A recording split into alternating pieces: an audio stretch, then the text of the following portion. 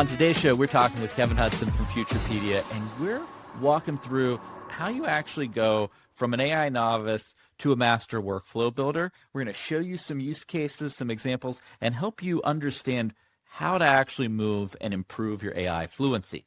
Kevin, welcome to Marketing Against the Grain. Thanks for being here. Thank you. Very happy to be here. I know that there's a bunch of stuff we want to build on today's show. So maybe we kick off really quickly with how to think about where someone is on the AI journey, and then let's talk about how we kind of move across. Yeah, I can share. I've got a couple little visuals here that may help. I kind of think of this as the 7 different levels of AI. Most people start, right on level 1, where it's the question asker, basically where you've just replaced Google with ChatGPT or Claude, just all the same stuff you used to ask, you're just right in there. So after that, you start getting into prompting. You just realize that when you ask things differently, you get a different result. And so when you dive deeper into that, if you start putting in clear instructions, add context, examples, and constraints, it just changes everything. So next would be the power user. We've still just kind of focused on prompting there, but each of the tools has so many other features that a lot of people don't go deep enough to find out. Like if we're looking in Claude, for example, just using projects where you can create a little folder where you can bake in all of that context. You can upload custom instructions, upload files. It could be like your brand guidelines, SOPs, anything you could think of. And then it has that baked into every conversation you start. So it's nice just for the organization and keeping all your chats in one place. But then every time you ask, it already knows what you're trying to do and you don't have to reprompt every time. On this one, Kevin, do you mean would this be equivalent to creating a Claude project, a custom GPT, a gem, maybe just expand why that's different from what we talked about in the previous level 2? Yeah, so a project is basically like a folder where you can store all of that.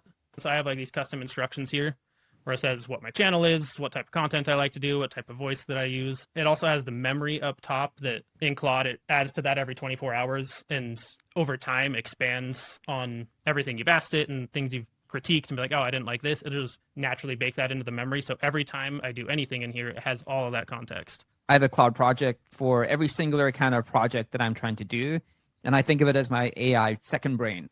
Like AI is a real strategic partner because it has a second brain and it has the ability to kind of talk through those different projects with you in a really intelligent way. Whereas like level 2, you kind of talk to it in a chat and then you move on to another chat and you just kind of start all over again. Yeah, and then there's, tons of other features. Like Claude has skills where once you've done something and prompted back and forth, then you can just say, hey, turn that into a skill. And then next time it actually automatically will pull that skill in and just do all of those steps back and forth. So you don't have to prompt that at all. If somebody hasn't used skills before, explain a little bit more why they should, show an example and then maybe give us a couple of examples of skills that you use commonly so that people could understand the core use case. So I've got a bunch of skills. In Claude, they're under customize here. And so this one's a content repurposer. So you can just put in any sort of link to whatever that might be, a news article, a YouTube video, and then it will take that. And I have a big list of things not to do that's common in AI writing.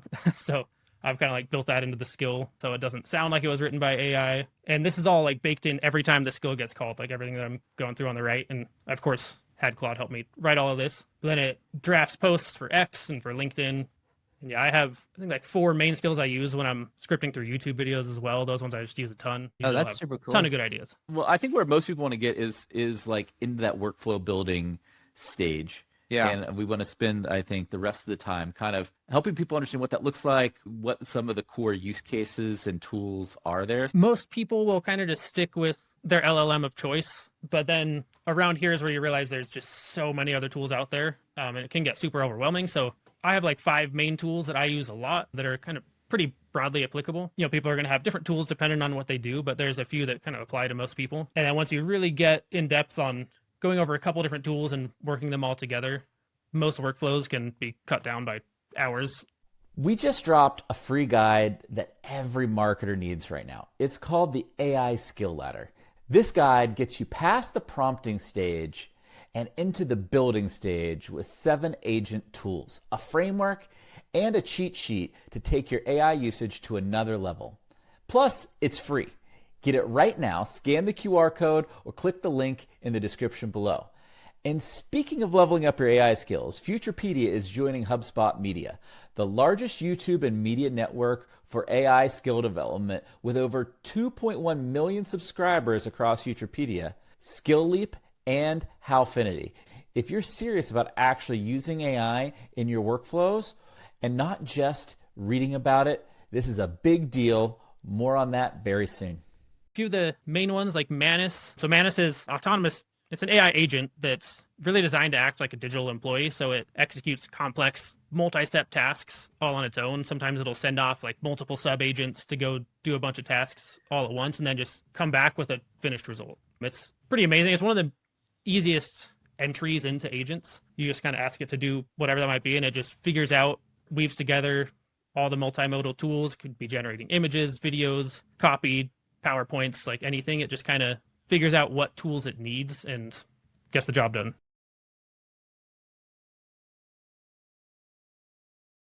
What are some of the workflows when you use Manus? You think it's just much better than a Claude or a ChatGPT or things like that? Yeah, so compared to like Claude or ChatGPT, it can just do a lot more. And then as far as the more advanced agents like Claude Code or N8N, those are just a lot harder to learn. Like Manus, most people can just jump in, put in a prompt, and it'll get it done. So it's the easiest entry level into that. So I could just start one. I have this where I've got a YouTube video about the 7 different AI agent tools, and I wanted a PDF resource that goes along with that. That'd be like a lead magnet that just covers everything that's within that video.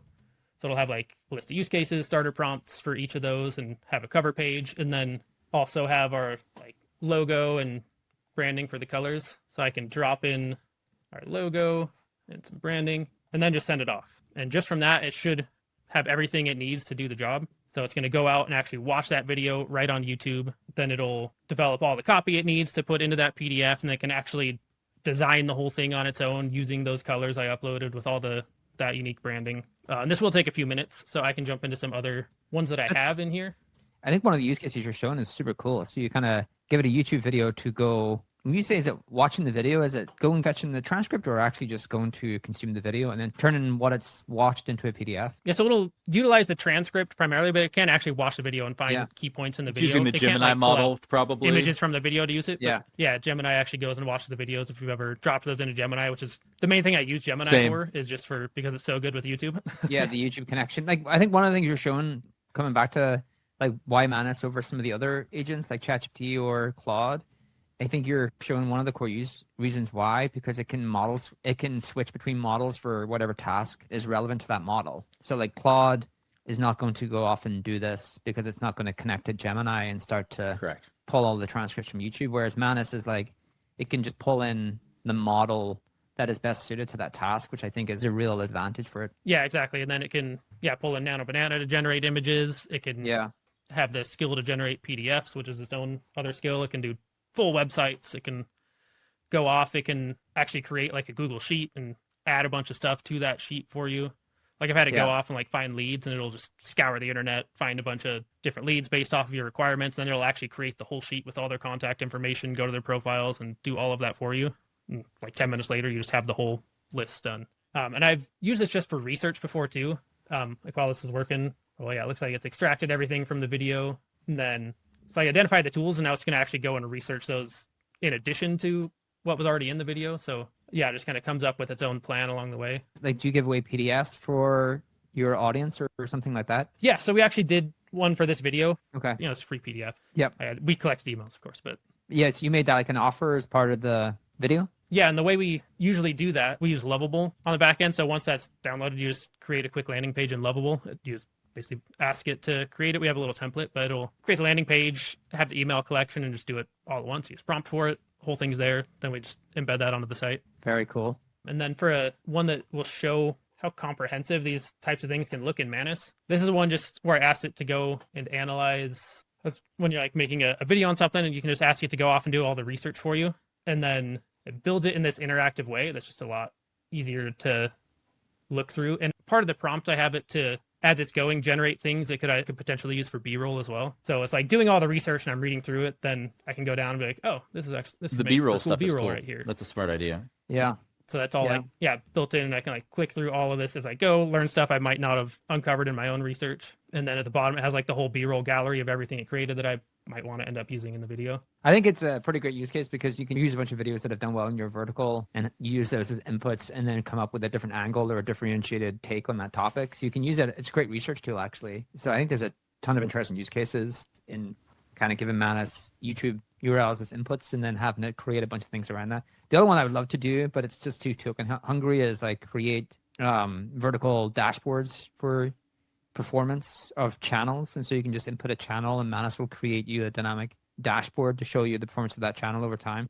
Yeah, and even this one, like this research, I have it goes and reads a bunch of different subreddits, finds YouTube comments across all these different videos and isolates pain points from all of those, and that's cool. That's actually really overlooked cool. use cases. So And Manus can grab the comments. yeah, here's like what Reddit is actually saying. It has specific comments from Reddit. That's cool. That is cool. That's super- Yeah, and there's like content gaps, like what people Nice. didn't cover. You're finding where the arbitrage in the market is for what to create, and then you're also using the same tool to kind of repurpose that content once you've built it. And what's really cool in Manus, like I mentioned, skills in Claude. So I went back and forth. This is the first one I did where I, got the original and then asked it to do some more stuff in it. And then at the end, I just say, hey, turn that into a skill. I said, make the process we used here into a reusable skill with the skill creator.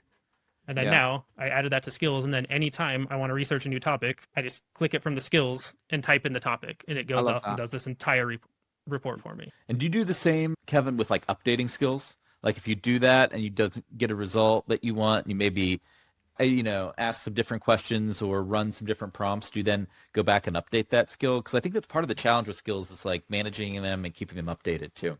Yeah, absolutely. I mean, anytime it just does something you don't want, you can just ask it right in the chat, update this part of it. Like, I didn't like how you worded this, especially if it's doing like anything writing related. Yeah. Yeah, that sounded pretty AI. Just change this wording and yeah, it'll just update the whole skill and not do that in the future. What do you think is the core difference that you need to have moving into this layer versus the previous layer to kind of build in real agentic workflows like this? Really, most of it is just curiosity and the willingness to do it. Yeah. None of this stuff is really that hard to learn. You could learn any of these tools in a weekend. Yeah. It's just really going out and doing the thing. You mentioned you had Manus, and then there was another tool you mentioned. Yeah. So like this whole PDF was already done from that prompt that we sent off. So I can download this, and something we'll do is use Lovable. Yeah. Where you can just generate all sorts of apps, landing pages, anything like that. Just vibe coding in general, there's just so much cool stuff you can do. If I have this prompt here to generate a landing page, and then I can drop in that PDF that Manus just created. And you can see this is a pretty simple prompt. It might take just a minute in Lovable, but... You're creating a landing page to host that offer as a giveaway? Yes. Yeah, so it'll host the offer, and then, standard landing page where it'll give you an overview of what's within that offer, and then just have a button you can click, have a little modal pop up to enter your email, and then it'll take you to a thank you page and download it. And how do you collect Straight the to your email computer. addresses? You have this connected into your backend? So this prompt will just kind of show the landing page, and then you have to input your like Beehive or HubSpot API to actually get it to collect it directly into there. You have to connect to whatever tools, but Lovable can do all of that. This is what we actually use. Yeah. And just vibe coding in general, you can just create such incredible stuff so easily. It actually just blows my mind. I can show like a different one that I made. I use Google AI Studio a lot, partially because you can do a lot just for free. Yeah, like most people, you can just go in and create any sort of internal tool completely for free and like never pay for it. When you're giving stuff out as resources, then they give you $300 in free credits when you sign up, and I've not even come close to that. So that's why I kind of recommend Google AI Studio if you're just dabbling. This is one I did where I was talking about like how to reduce hallucinations when you're prompting, and it had a bunch of different prompts as part of that. And when you click on it, it has each of the prompts, and then sometimes there's a field you need to fill out. And as you do that, it will just fill it in the box right below. Then you just click copy prompt, and it's ready to go. Copied to your clipboard, and you can go use that. And again, it's that same thing. You can just give stuff like that out for free.